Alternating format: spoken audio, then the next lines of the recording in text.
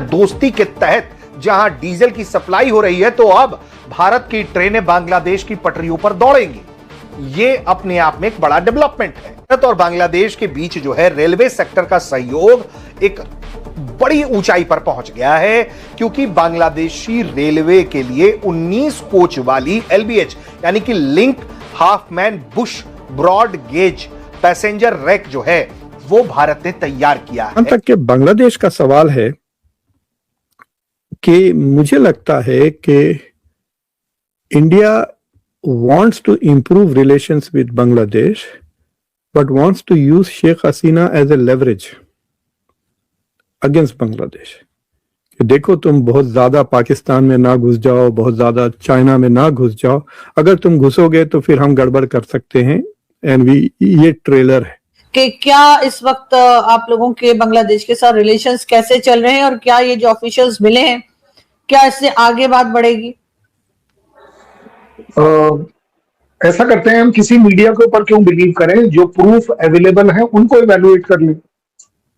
उससे आपके लिए सबसे अच्छा ये होगा, किसी की सुनी सुनाई बात पर क्यों, जो चीजें हो रही हैं उसको इवैल्यूएट कर दें। ढाका के वक्त जब बांग्लादेश जख्म खुर्दा होकर शेख मुजीब जख्मी हालत में टूटा फूटा बांग्लादेश लेके गया, उस वक्त इंडिया किसने सपोर्ट की?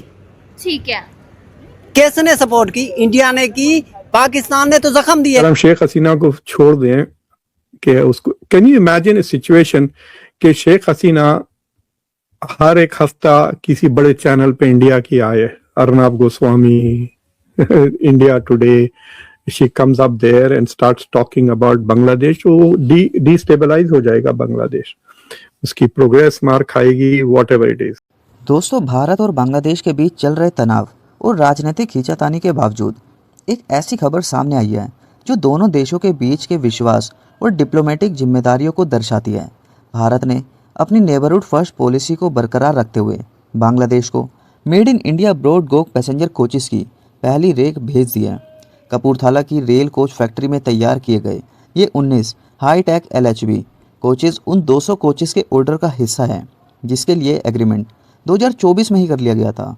इस रेक में AC स्लीपर कार्स, AC और नॉन AC चेयर कार्स और पावर कार शामिल हैं, जिन्हें खास तौर पर बांग्लादेश रेलवे की ज़रूरतों और वहां की ऑपरेटिंग कंडीशंस को ध्यान में रखते हुए कस्टमाइज़ किया गया है। इस प्रोजेक्ट का सबसे अहम पहलू ये है कि कोचेस की छत को और भी मजबूत बनाया गया है ताकि वो भीड़ भाड़ के दौरान एक्स्ट्रा वेट को झेल सके। आज हम इस इंफ्रास्ट्रक्चरल कोलैबोरेशन और इसके पीछे छुपे भारत के डिप्लोमेटिक मूव को विस्तार से डिकोड करेंगे, तो बने रहिए दोस्तों वीडियो के अंदर। ये तैयार भारत ने किया है, रेल कोच फैक्ट्री कपूरथला ने तैयार किया है, और ये बांग्लादेश की जो पटरियां हैं, वो रेलवे की पटरियां हैं, उस पर आपको दौड़ती हुई दिखाई देंगी। ये रेक जो है वो बांग्लादेश रेलवे के लिए 200 ब्रॉड गेज पैसेंजर कोच की उस सप्लाई का हिस्सा है जिसका ऑर्डर 2024 में rail India technology and economic services को दिया गया था। तक के बांग्लादेश का सवाल है कि मुझे लगता है कि India wants to improve relations with Bangladesh but wants to use Sheikh Hasina as a leverage against Bangladesh. देखो, तुम बहुत ज्यादा पाकिस्तान में ना घुस जाओ, बहुत ज्यादा चाइना में ना घुस जाओ, अगर तुम घुसोगे तो फिर हम गड़बड़ कर सकते हैं। ये ट्रेलर है कि हम क्या कर सकते हैं। अगर हम शेख हसीना को छोड़ दें कि उसको, can you imagine A situation कि शेख हसीना हर एक हफ्ता किसी बड़े चैनल पे इंडिया की आए, Arnab Goswami, India Today, she comes up there and starts talking about Bangladesh. वो डिस्टेबलाइज हो जाएगा बांग्लादेश, उसकी प्रोग्रेस मार खाएगी, whatever it is. Doesn't matter what she says, वो झूठ भी बोले तो भी it is going to have an impact. Unfortunately आजकल दुनिया में इतने बेवकूफ लोग हैं कि किसी भी बात पे वो भड़क कर सड़कों पे आके तमाशे करने के लिए लोग तैयार हैं, स्पेशली इन डेवलपिंग कंट्रीज। तो मुझे लगता है कि इंडिया ने एज ए लेवरेज के तौर पे वो प्रेस कॉन्फ्रेंस करवाई विद सम डिनायबिलिटी। नुकसान जो इंडिया का ये हुआ है कि अभी तक जो डिमांड्स थे कि शेख हसीना को एक्स्ट्राडाइट करें, वो पेरिफेरल डिमांड्स थे। लेकिन जब दिनेश त्रिवेदी साहब, who by the way apparently बहुत जबरदस्त क्लासिकल सितार बजाते हैं और अमेरिका से पढ़े लिखे हुए हैं, so he is and quite influential in Bengali culture and literature. So थोड़े लोगों ने कहा था कि क्यों फॉरेन सर्विस के बंदे को नहीं भेजे, he is a political appointee, but apparently he is a good choice. तो दिनेश त्रिवेदी साहब जब मिलने गए तारिक रहमान से, तो he brought up the issue of extradition. तो अब ये प्राइम मिनिस्टर लेवल पे आ गया। सो अब उसमें ये होगा कि India at some point will have to say yes और नो। मतलब ये इंडेफिनेटली, मतलब अब लोगों को क्या पता कि इंडिया में केसेस 20-20 साल चलते हैं, लोगों को जस्टिस नहीं मिलती, केसेस फाइल करके रखें। उमर खालिद का देखिए आप, 6 साल से ज्यादा हो गया है, उसको ना तो बेल देते हैं ना उसका केस सेटल होता है। तो आप सारी जिंदगी कट जाएंगी इंडिया के कोर्ट्स में, आपको केस जस्टिस मिलेगी नहीं। So they can simply drag this on for वो मरे तक Sheikh Hasina, they can keep saying we are doing our legal process, ये वो। But at some point they will have to say yes or no, or at some point Bangladesh will assume कि this is a no. कि क्या इस वक्त आप लोगों के बांग्लादेश के साथ रिलेशंस कैसे चल रहे हैं और क्या ये जो ऑफिशियल्स मिले हैं, क्या इससे आगे बात बढ़ेगी? ऐसा करते हैं हम, किसी मीडिया के ऊपर क्यों बिलीव करें? जो प्रूफ अवेलेबल है उनको इवैल्यूएट कर लें। उससे आपके लिए सबसे अच्छा ये होगा, किसी की सुनी सुनाई बात पर क्यों, जो चीजें हो रही हैं उसको इवैल्यूएट कर देखते हैं। अगर चीज ठीक पाएंगे तो ठीक है, नहीं पाएंगे तो गलत है, उसमें क्या बड़ी बात है? कोई मना कर पाएगा? 4000 किलोमीटर का मेरा और उनका बॉर्डर है और उस बॉर्डर के ऊपर कोई टेंशन नहीं है, ये तो मानना पड़ेगा।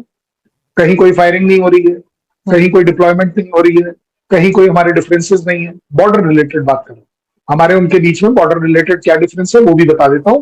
हम वहां फेंस बनाना चाहते हैं, कुछ एक जगहों पर वो लोग उस फेंस को इसलिए नहीं बनाना चाहते हैं क्योंकि वहां के लोग इधर उधर माइग्रेट कर जाते। इसके अलावा बांग्लादेश बॉर्डर पर किसी भी तरह की कोई तनातनी अगर आपने सुनी हो तो मुझे बता दीजिए। मेरे हिसाब से नहीं, जैसे बॉर्डर पर आपके और हमारे रहती है। ओके, दूसरा प्रूफ दे देते हैं। 1996 का हमारा और उनका पानी का शेयरिंग का गंगा वाटर का एग्रीमेंट है, अभी भी चल रहा है, पहले भी चल रहा है, कहीं कोई डिफरेंसेस नहीं है। अगर इसी को हम कंपेयर करें पाकिस्तान के साथ, वहां पर हमारी टेंशन है, बट इस बारे में आपने कहीं अगर कुछ सुना हो तो आप बता दीजिए।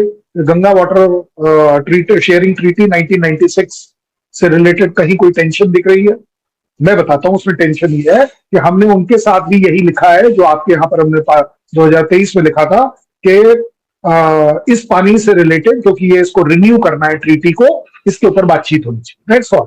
बट इसका मतलब तनातनी नहीं, मेरा कहने का मतलब ये आपस में एक दूसरे के ऊपर लांछन लगाना, एलिगेशन लगाना, ऐसा कोई नहीं चल। इसलिए मैं ये भी कहूंगा कि ठीक ठाक मामला है। बात आती है उनके और हमारे बीच में पानी से रिलेटेड एक डिस्प्यूटेड आइटम है जिसको बोलते हैं तीस्ता वाटर। जो तीस्ता वाटर जो है उससे रिलेटेड हमारे उनके बीच में डिफरेंसेस हैं, उसको हम रिजॉल्व कर रहे हैं। लेकिन आज तक ना उन्होंने ना हमने एक दूसरे को किसी भी तरह की थ्रेट दी हो कि तीस्ता में पानी नहीं बहा तो हाथ कट जाएंगे या खून बह जाएगा। तो दैट मीन्स वहां पर भी चीजें कंट्रोल में। मैं ये बता